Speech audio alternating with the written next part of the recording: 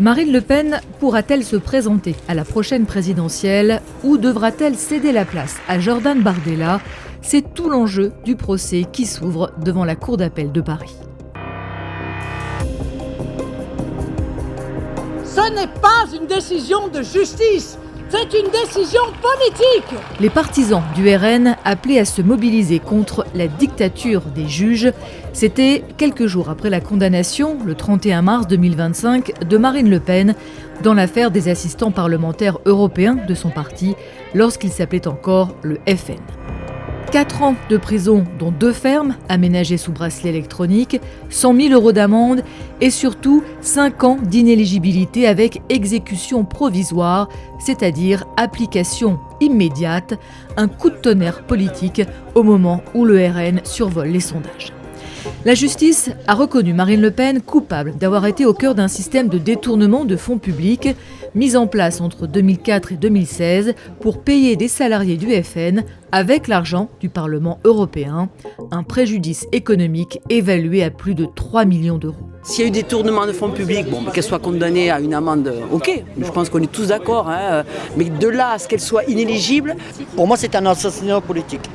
C'est pour casser le groupe et casser Marine. La chef de file du Rassemblement national a aussitôt fait appel, ce qui a suspendu sa peine d'emprisonnement avec bracelet et lui a permis de garder son mandat de député.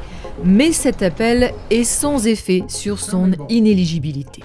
Pour garder une chance d'être candidate en 2027, il était donc crucial pour elle que son procès en appel ait lieu le plus vite possible. La Cour d'appel de Paris a tenu compte de ce besoin de clarifier la situation politique.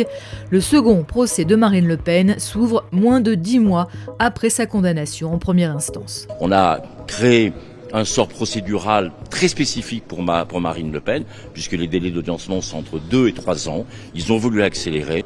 Outre Marine Le Pen, ils sont 25, dont le RN en tant que personne morale, à avoir été condamnés dans ce dossier.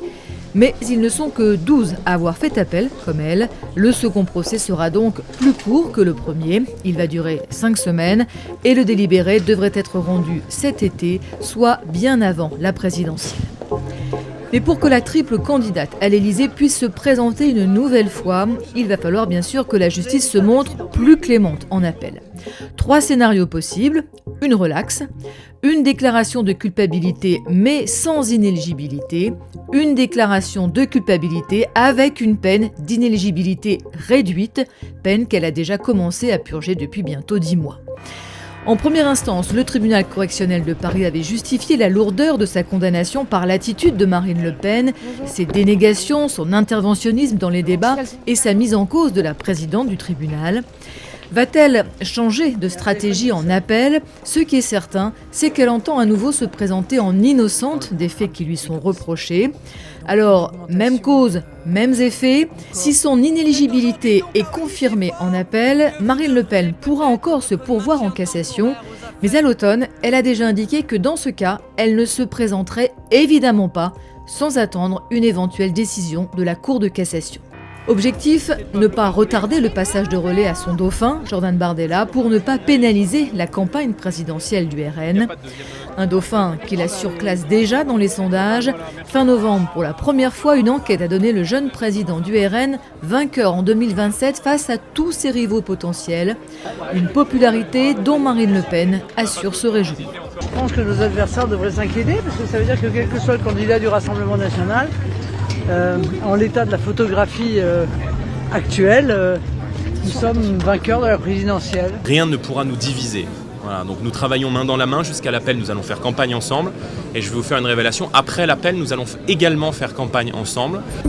Bref, officiellement, au RN, les choses sont claires. Jusqu'à nouvel ordre, c'est toujours Marine Le Pen, la titulaire, et Jordan Bardella, le suppléant.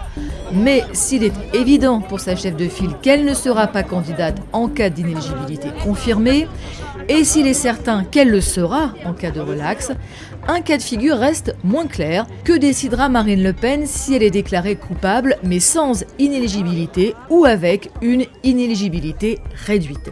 Juridiquement, rien ne l'empêcherait alors de se présenter, mais politiquement, c'est une autre histoire. Prendra-t-elle le risque de se lancer dans la course à l'Élysée, lestée du handicap d'une condamnation pénale ?